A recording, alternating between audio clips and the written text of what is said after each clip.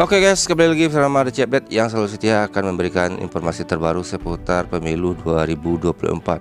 Oke, sidang sengketa Pilpres 2024 yang digelar di Mahkamah Konstitusi sudah berjalan 2 tahap, dan tahap ketiga nantinya akan digelar 1 April yang datang, yang itunya digelar tentang pemeriksaan, kesaksian dan juga bukti-bukti tambahan yang akan dilayangkan oleh pihak pemohon 01 dan 03. Nah, di sini sangat menarik sekali di mana 01 03 juga sebelumnya sempat membeberkan di mana calon para saksinya itu datanya sempat bocor, dan di sini berkemungkinan para saksinya juga keberatan hadir dan diduga juga tidak akan memberikan keterangan yang sejujurnya.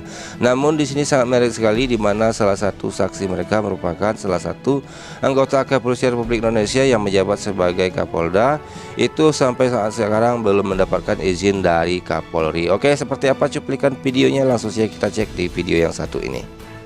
Mohon dipertimbangkan ketika kami menyerahkan daftar nama saksi, kemudian nama-nama saksi itu bocor keluar ke publik. Nah, kami khawatir saksi-saksi ini terintimidasi sehingga takut memberikan keterangan. Ya, itu pertimbangan. percayakan pada mahkamah. Iya.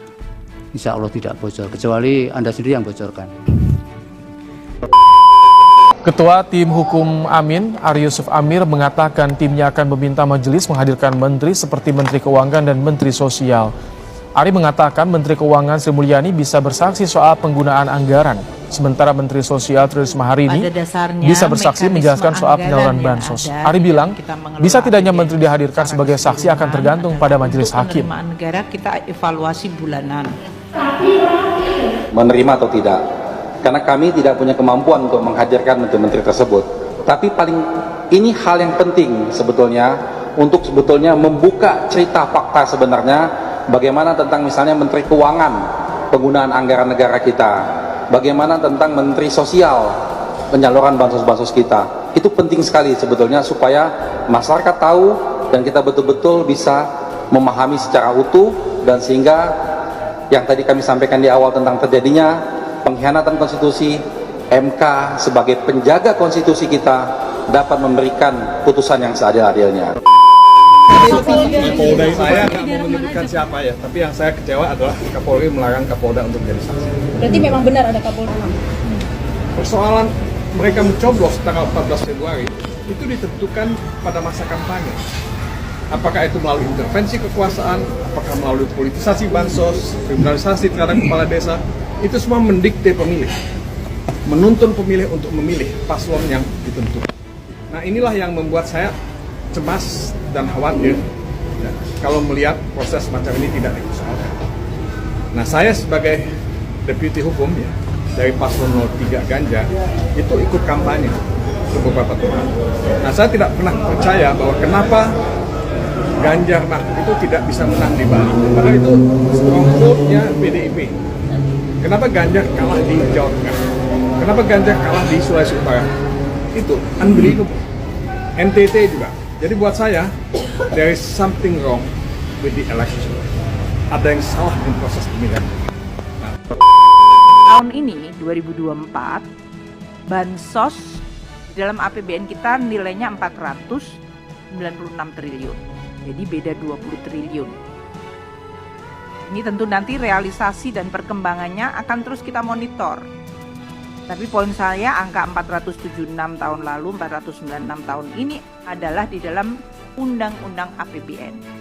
Di bawah oleh pemerintah, dibahas oleh DPR, dan ditetapkan dalam undang-undang.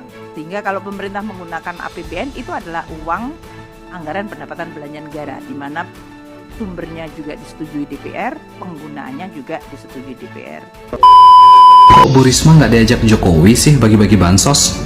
Padahal itu kan kerjaan beliau sebagai Kemensos.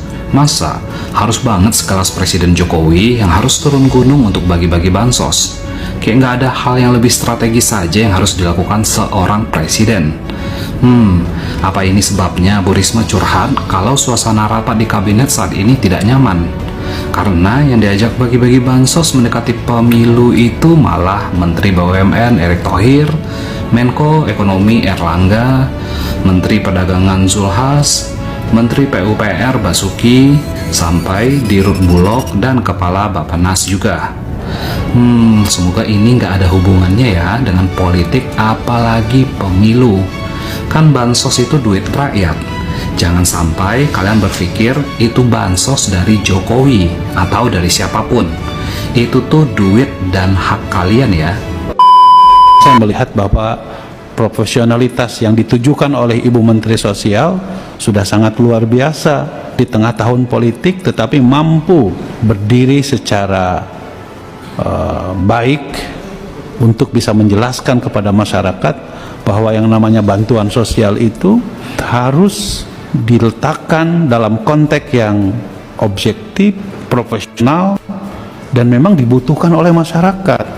Dan saya sekali lagi angkat topi dengan Bu Mensos yang tidak menunjukkan, ya, walaupun tentu kita tahu bahwa jabatan menteri itu adalah jabatan politik, tetapi Bu Menteri mampu tidak terombang-ambing dengan opini bahwa bansos-bansos itu dinilai oleh berbagai pihak dipolitisasi gitu. Nah ini ada salur, ini ada transaksi. Kenapa saya sampaikan begini, Bu? Ada selisih, Bu. Itu per akhir tahun 2023. Jadi ini per akhir tahun 2023 ada siteh berapa ratus miliar. Nah ini kami nggak bisa, kalau sudah kita serahkan ke bank, ya kami nggak bisa jamin dia ngambilnya kapan itu, Bu. Sampai 3 bulan baru sampai iya jadi temuan, tapi ya kami harus jelaskan, ya kami harus jelaskan, karena seperti ini ngambilnya tergantung KPM-nya. Sebetulnya kalau jujur saya ditanya siapapun, saya ngomong saya mending PT Pos, tapi kan harus bayar masalahnya. Pimpinan Kami nggak ada anggaran. Kalau pimpinan ada dikit tanggapan. Tadi mohon maaf Bu, tadi Bu bilang tadi bulan Januari 2024 sudah ada pencairan ya. Ya. Tanggal berapa Bu? 26. Pertama SPM pertama 26 Januari. Itu Ibu baru transfer ke bank atau memang sudah cair? Iya. SPM itu surat perintah membayar kami. Bayar ke bank. Iya. Kementerian Keuangan kapan ngirim uangnya ke Ibu? Pak, ini kalau bansos itu enggak pernah. Ini yang ini 2021 itu 4 Januari. Saya transfer SPM pertama ini. Enggak, bukan bansosnya. Itu kan APBN, Bu. APBN itu kan ada prosesnya, masih siklus anggaran. Nah, Pak, ya saya nggak tahu. Yang jelas kami bisa bayar. Saya kan nagihkan ke keuangan bayar kapanpun saya nggak masalah. Kan itu kan jadi gini kan, yang anggaran itu ada namanya anggaran besar itu kan dari Menteri Keuangan. Tahu, Pak. Anggaran besarnya itu di Menteri Keuangan itu apa namanya, pusat anggaran. Masa Ibu baru awal sudah ada uang situ? Pak. Ada, Pak. Ya makanya saya beda. Tanggal berapa Menteri Keuangan mengirim ke Ibu? Kok ngirim saya? Kan anggaran Ya, Pak, yang harus diklarifikasi itu anggaran itu langsung dari kas negara ke penerima bantuan gitu. Ke bank penyalur, ke bank penyalur. Bank penyalur langsung, jadi tidak melalui Kemensos.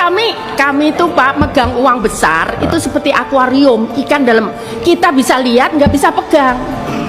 Karena uang itu langsung ke KPM, Pak, bukan lewat kami uangnya. Ya makanya sini ada sistem anggaran kita yang tidak sehat ini, Bu. Ya kan, ini yang itu memang saya lihat. Jadi Ibu itu punya uang tapi saya takut, Pak, megang uang segitu, Pak. Bukan. Mending dari keuangan langsung ke Ibu KPM. bilang aja saya punya uang tapi nggak punya uang, begitu boleh bagus. Oke guys, di sini kita sudah lihat seperti apa ciri-ciri dari dua kementerian yang mungkin nantinya akan dipanggil oleh Majelis Hakim di persidangan Mahkamah Konstitusi. Namun kita juga belum memastikan juga apakah menteri tersebut bisa hadir ataupun dapat izin dari Majelis Hakim. Nah, di sini sangat seru sekali seperti apa nantinya kesaksian dari para saksi yang akan dibawa oleh kubu 01 dan 03 di sidang sengketa Pilpres nanti. Oke, nantikan video terbaru dari DC Update. Sampai jumpa dan jangan lupa untuk pantau terus perkembangan pemilu 2020. Oke, terima kasih. Wassalamualaikum warahmatullahi wabarakatuh.